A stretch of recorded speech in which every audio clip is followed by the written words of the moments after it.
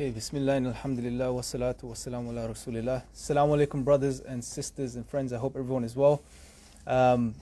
Today we're going to be talking about the topic, the absurdity of life without God. What that means basically is, what does life mean without God? Well, that's what we're going to be speaking about. How do we understand life without God? Is there any meaning behind life without God? And why that's relevant? Especially from a dawah perspective, why is this question really relevant? And we're going to sort of explore these things a bit, inshallah, today. So hopefully it will be beneficial. And try to keep it nice and short, inshallah. And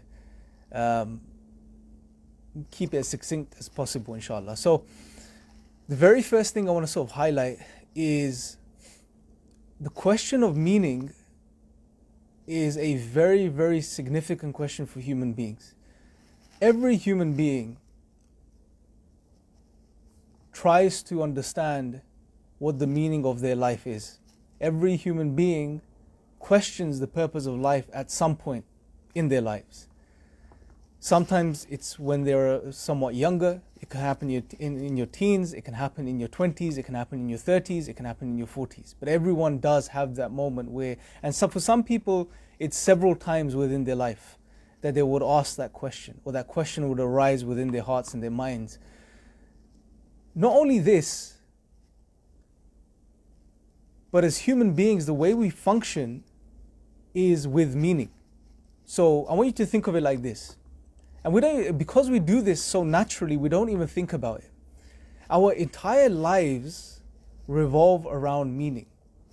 From when you wake up in the morning to when you go bed at night, we do everything in our days with meaning in mind. There is a reason, a purpose behind every action that we do. When you wake up and you get out of bed at a certain time, it's for a certain reason. There is a meaning behind it. There is a purpose behind it. When you brush your teeth, there is a purpose behind it. When you have your breakfast, there's a purpose behind it. When you get dressed and then you go to work or do whatever you do, there is a purpose behind it. We are driven by meaning as human beings. Think about it this way. When we make things, when we produce things as human beings, right? When you design a product, right? It's always with a particular objective in mind.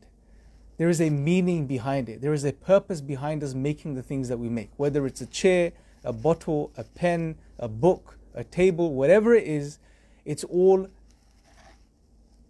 made with meaning in mind. So this is key. From all of this, we realize that the human being functions with meaning. We need meaning. Without meaning, we just can't exist. Nothing would make sense. And there's different levels of meaning. So there's the type of meaning which drives our everyday activities, like I've just mentioned, waking up, brushing your teeth, going to work. And then there is the level of meaning which is, okay, what do I want to do in life? What is my objective? And could be from a worldly perspective as well. I want to work in such and such factory, I want to do such and such job, I want to work for such and such company. And then there is another level above this, which is about, well, what's the meaning of my existence? Why do I exist? Why do I live? And we function on all of these levels. And we ask questions on all of these levels in regards to meaning and purpose. You would notice that in children, when children are growing up, when they're around maybe 4, 5 years old, they start to ask the question of why. They start questioning everything. Like, why this? Why that? Why do we do this? Why is this person saying this? Why is this like this? Why is that like that? We continuously ask the why question. But at some point in everyone's life, like I mentioned, that why question turns in on oneself. So instead of inquiring about everything out there, we finally it turns around and we start questioning. That question turns to us and we then ask that question about ourselves. Why do I exist? What's my purpose? Now, not only is it significant just naturally from a natural, human perspective, the question of meaning and how significant it is to our function as human beings, but especially in the times we live in, especially these post-COVID times, well, we're not really out of COVID right now, but we're on our way out. But we find ourselves in a very interesting point in modern history, if you like, which is human beings have been temporarily cut off from everything they knew to be true. Everything they considered meaningful, everything they considered to be their purpose. And for most of us, it was materialism. It was some form of materialism. It was some form of material purpose, like working your way up the financial ladder, buying that new house, buying that new car, moving up to a better job, getting a promotion. This is what we were busy with. But when COVID hit, one of the things it did was it resulted in a lockdown, a global lockdown. Different countries went into lockdown at different times of the year. And these lockdowns lasted for, some extended periods of time. So for example, in the UK, it was several months. We've just recently come out of it. And what this did was people couldn't leave their homes, or they could leave their homes, but they weren't going to work. And initially, at least, it gave people an opportunity to sit and think about life and what life is all about. And this in itself was very distressing for many people. Very distressing for many people. The rates of anxiety, people reporting depression has gone up. There's private helplines now in place to help people suffering from anxiety and depression. As far as I'm aware, the rates of suicide have increased as well. And this is expected, because when people actually sit and think, because the world we live in doesn't promote that normally, where it doesn't promote you to sit and think about your existence. What it promotes is that you go make as much of the world as you can, right? You go progress as much as you can from a worldly perspective. But when people have had this opportunity to sit and think, it's been very difficult for people. And many people have turned to religion. Many people have turned back to God. Well, I was looking at some very interesting statistics today. There's an article that was recently published which highlighted, according to Google Trends, and Google is the world's biggest search engine, the people searching for atheism has been decreasing since 2015. And it's at the lowest now in 2021. So people are not interested in atheism anymore. They're not looking into atheism anymore. And I assume that if people aren't looking into atheism, well, they're looking into something else. They're looking into the alternative, the opposite, which is religion, God, and these questions. So from a Dawah perspective, it's very interesting times, right? It's very interesting times because there's a beautiful opportunity now to engage people and share the message of Islam and specifically focus on the meaning of life, because that's so significant to human beings. And I wanted to mention all of this. Sorry about the loss of signal for a second. I wanted to mention all of this because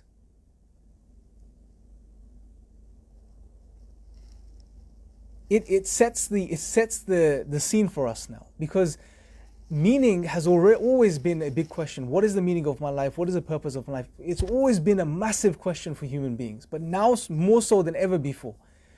And it's significant. And I wanted to highlight the significance of this question. And now this brings me on to, okay, well, let's look at what life means in the absence of God, right?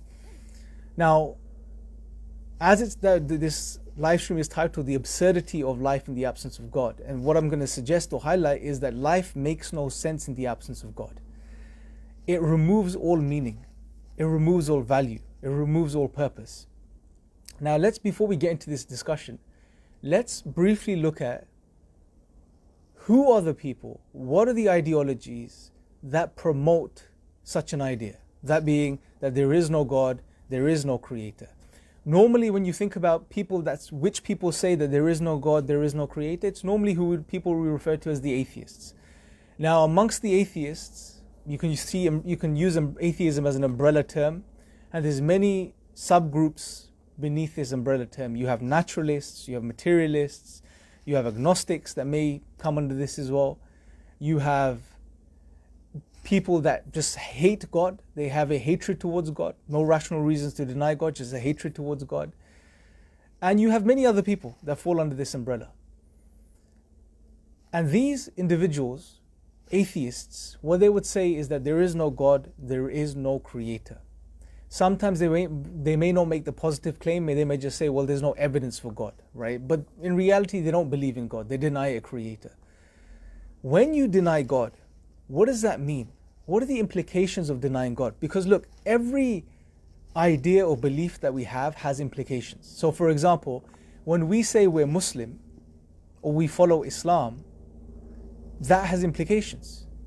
When you say you're a Muslim, that means that you have submitted to Allah. That's an implication. And the implications that follow from there are, well, you have to try to be a good Muslim. You have to try to do what Allah has told you to do. Recognizing that you have understood the relationship between you and God, that Allah is your master, He is your creator, He is your owner, and you are His slave, then you have a certain obligation towards Allah subhanahu wa ta'ala. You are responsible. That is an implication. Every belief, every worldview, every ideology has implications. Therefore, atheism, the denial of God, also has implications. Now, what are some of the implications? What are some of the logical implications of atheism? Well, if you say there is no God, what you're saying is that everything that exists, this entire universe, you, me, every tree, every leaf on a tree, every grain of sand, every cloud in the sky, everything, every drop of rain, everything that exists, that will exist, that has existed, that exists right now, is meaningless. It has no purpose. It's just a result of just one big random accident. There was no God. It was just whatever you want to call it, random particles whizzing around, colliding into each other, forming into molecules over time, at random, have resulted in everything that we see in the world today. So everything in the world today is a result of one big random accident. That's what they say. That's what you have to acknowledge if you deny God. Well, if everything is one big random accident, that means our lives are just accidental too. We are accidents too, accidents of nature. That's all we are. And therefore, by extension, everything about our lives is also accidental. Like they say, you have an idiom in the English language, you don't cry over spilt milk. When you spill milk, it just happened. It's an accident. You knock over a carton of milk and it spills all over the table. Well, there wasn't any purpose behind it, according to them, obviously. From our perspective, everything has a purpose. But according to the materialist perspective, it's an accident. Accidents don't have a purpose. They just happen at random. So our lives are just like that, just like spilt milk. They are just one big accident. And therefore, there is no meaning to our lives. There is no purpose to our lives. There is no significance to our lives. That is the reality. That is a logical implication of atheism. You can't run away from this. You can't escape this. Now, here is where the problem comes in. Why is this an issue? Some may say, well, why is this an issue? Why is it a problem that life has no meaning? Why is it an issue that life has no purpose? Well, it's an issue because of what I mentioned in the beginning of this live stream. It's an issue because meaning and purpose are so integral to the human condition. They're a part of our nature. We can't run away from it. We're continuously looking for meaning. We're continuously searching for meaning. We want to know what things are about. When we look at things in nature, the world around us, we look for the meaning behind those things. We look for the purpose of those things. And why do we do science? We want to study these things so we understand some of those things, the meaning behind those things. We're meaning-driven creatures. Now, if that's our reality, then how well is this idea going to sit? The idea being that there is no meaning to your existence. Can you see how it's going to create this agitation and angst and anxiety and frustration within the human being? That on one end, the human being is driven by meaning, is searching for meaning, is seeking meaning behind everything, including their own existence. Yet on the other end, this worldview, this ideology, this view of atheism tells you that there is no meaning to your existence. How are these two things are opposites? Right? If a human being adopts, therefore, atheism, it's going to create internal agitation. It's going to create anxiety, frustration. Now, some atheists may be good at covering it up and pushing it aside and not thinking about it for a while, but others can't. And no matter how much you push it aside, it will always keep coming back, always keep coming back. And like I said, especially in this time of COVID, these questions are going to be pressing even more so on people's minds and hearts. They're just going to want to know the answers to these questions. So what we need to do as Muslims, what we need to do in our da'wah, one of the things we should start doing in our da'wah is along with, mashallah, we have some amazing arguments for God's existence, we have some amazing arguments for the Quran being a miracle and all of these things, and these are important things and we need to use these in our da'wah. But along with this, start to engage people on the level of meaning. Start to talk to them about what the meaning of life is, what the purpose of life is. Because it's so relevant to human beings. And when something is relevant to us human beings, we pay attention. I mean, let me give you an example. I'm sure we've all attended a Jummah khutbah when the mosques were open, where we're sitting there and the khatib is speaking, and we're just daydreaming. We're somewhere else. We're playing with the carpet. We're fascinated by the patterns in the carpet. And we're in another world. But then as soon as the khatib speaks about something which is relevant to us, we're all ears. We're focused. We're listening. That's how we work as human beings. Whenever something of relevance is discussed or mentioned, we pay attention. And meaning and purpose are relevant to human beings. They are fundamental to human beings. So as Muslims, when we start engaging with people and start speaking about meaning, and why should we speak about meaning as Muslims? Because the Quran continuously addresses the purpose of human existence. The fundamental teaching of the Quran, of Islam, the fundamental knowledge that God is teaching us is what? Is Allah is teaching us why we were created. What is the purpose of our existence? And this ties in with our Islam, this ties in with our relationship with Allah, this ties in with where we're going to end up in the hereafter. Because Allah says very clearly in the Quran, وَمَا خَلَقْتُ الْجِنَّ وَالْإِنسَ إِلَّا لِيَعْبُدُونَ, that He did not create the human beings and the jinn kind for no other reason except to know Him and to worship Him.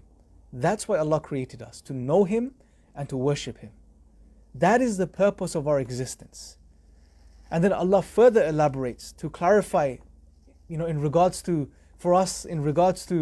the nature of this world. Allah says in Surah Mulk, الَّذِي خَلَقَ الْمَوْتَ وَالْحَيَاةَ لِيَبْلُوَكُمْ أَيُّكُمْ أَحْسَنُ أَمَلًا, that He is the one that created life and death to test which of us is best in actions and deeds. So this life, we were created to worship Allah, and Allah created us within this world to be tested in regards to this as well.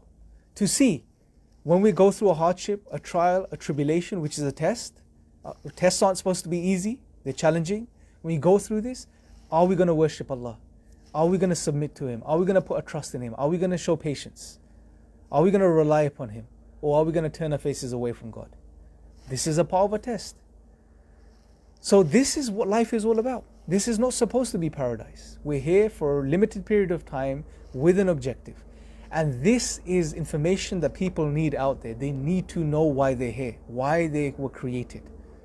Because, that is going to, trust me, speak to people who have been questioning the purpose of life. And you'll notice something common between them. They just can't focus on anything else. Nothing else is significant anymore. Nothing else is important anymore until they work out why they were created. And Allah subhanahu wa ta'ala gives us the answers to these questions. And this is the bedrock of the Quran. It's the foundation of the Quran. That the knowledge that Allah created us to worship Him. And once we understand this, then we understand the value of Islam. Then we understand the value of this deen and why Allah has told us to do certain things and told us to avoid certain things, because whatever Allah has given us in Islam is to facilitate our worship of Him. It's the way, it's the path to Him. It's the path that will teach us how to worship our Creator. So He's told us, He's given us the knowledge that we were created to worship God, and He's also given us how to worship Him, both. And all of this, as Allah tells us, leads to success in this life and the hereafter. And success is, again, one of the things that we chase as human beings. We want to be successful. We want to be successful. But Allah highlights clearly in the Quran, Surah Al-Asr, Allah says, وَالْأَصْرِ إِنَّ الْإِنسَانَ لَفِي خُسْرٍ, that indeed by the passage of time, mankind is in a state of absolute loss. We're finished. We're done. We have lost. We will not be successful. And then Allah gives us the exception, except those who believe and do good deeds, and those who advise to the truth, and those who advise to patience. So this success that human beings are chasing, you're not going to attain it. Never. And it's interesting that Allah subhanahu wa ta'ala starts the surah off by taking an oath by time. Asr is referring to time, the passage of time. And if you think about time, one way to reflect upon this, that it's history. Look at history. It's through the passage of time that we now come to know today, and we have so much history to look back on, that throughout history, civilizations rose and then collapsed and finished, time and time again. How people died, how whole communities and civilizations came to an end, how they were not successful in this world. Time is testament to this reality, that the human beings are in a state of loss. No matter how much power you have, no matter how much money you have, no matter how much wealth you have, whatever you have, doesn't matter. You're in a state of loss unless, as Allah says, unless you do these couple of things. Unless you believe and do good deeds, and you advise people to truth, and you advise people to patience. Unless you do these things, you will not be successful. And believing in Allah, doing good deeds, advising to truth, and advising to patience, this is your purpose. This links in with your ibadah, your worship of Allah subhanahu wa ta'ala. You're recognizing Allah. That's the first part of the test. Can you recognize your Creator using all of the faculties that Allah subhanahu wa ta'ala has blessed you with, God has blessed you with? Can you find Him? That's the fundamental part of your test. Can you find Him? Once you found Him, now, are you going to obey Him? Are you going to submit to Him? Are you going to worship Him? And this life will throw challenges at you over and over again. And you have to traverse these challenges. You have to make your way through these challenges. Continuing to worship Allah. This is the exam. This is the test. And for this, at the end of the day, inshallah, your reward will be paradise. So, and this is the reality we need to inform non-Muslims of. They're unaware of this. There are people that are, dying not aware of this reality. And life to them, they can't figure it out. I'll give you another interesting example. There is a very interesting video on YouTube. I really recommend you guys check it out. This individual is dead now, as far as I'm aware, as I was told. It is a video, if you search 97-year-old philosopher contemplates his death. I think if you search that on YouTube, you'll find the video. There's a video of a man, 97-year-old man, who's a philosopher. He spent 40 years of his life being a philosopher, and now he's coming to the end of his life. And this man, think about it, he was a philosopher. He wasn't working a 9-to-5 where he didn't have time to think about these things. He spent his entire life thinking about the deeper questions of life, the fundamental questions of life, contemplating death. He wrote books on death. And what's really interesting is that when you watch that video, two things he says. Number one, he says he doesn't know what to make of death. He says that in his book, he concluded that, you shouldn't be afraid of death. The fear of death is irrational. But now he doesn't know. He's not sure of his conclusion. He's 97 years old. He spent his entire life thinking about these things. And the second thing he says is, what is it all about? What is this life all about? He doesn't know. This is a sign for us. This is a prime example for us. A philosopher, someone that's supposed to be very intelligent, have wisdom, have read the works on all of the great thinkers of the past. He, at the end of his life, still doesn't have the answers. And you can never have, and this proves to us that as human beings, we can never find the purpose of our lives for ourselves, because we didn't create ourselves. The purpose of our existence can only be told to us by the one that created us. That's Allah. And people need this message. And that's why it's so important to remind people of what Allah says about the purpose of life, why people were created. And this is a very powerful tool that we should start implementing within our da'wah. Because especially now, like I've said, post-COVID, people need this information, inshallah. And like I've said, in the absence of God, you can't make sense of meaning. You can't make sense of purpose. Not only this, you can't make sense of morality. Life is absurd from every perspective. What are morals? Where do morals come from? And again, this leads to agitation within the person, because as human beings, we are moral beings. We're moral agents. We have a sense of what's right and wrong, what's good and what's bad. But without God, if you adopt atheism and you believe everything is an accident, well, your ideas about right and wrong are also accidents of your mind. That's all they are. There's no reality to them. They don't have any intrinsic value. So that's problematic now, right? Morality doesn't make sense. The universe doesn't make sense. Our universe doesn't make sense. Our universe has order. Our universe has laws of physics, laws of mathematics, the laws of logic. There is order behind the universe, and that's why we can do science. To do science, you have to observe, you have to study. And you have to observe and study a particular phenomenon several times, many times. Now, if a particular thing keeps changing, and doesn't have any uniformity or order, well, you can't study it. Meaning, if the universe didn't follow a set of laws and it was just random and chaotic, well, you can never study it.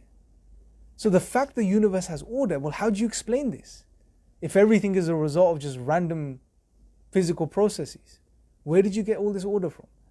Human consciousness, intelligence, our rational faculties, how do you make sense of these? You can't. So there's many problems. Life is absurd in every way without God. You just can't make sense of life, any aspect of life. And Islam, the more you look into it, the more you study it, you realize that Islam comprehensively makes sense of every aspect of life. Every aspect of life.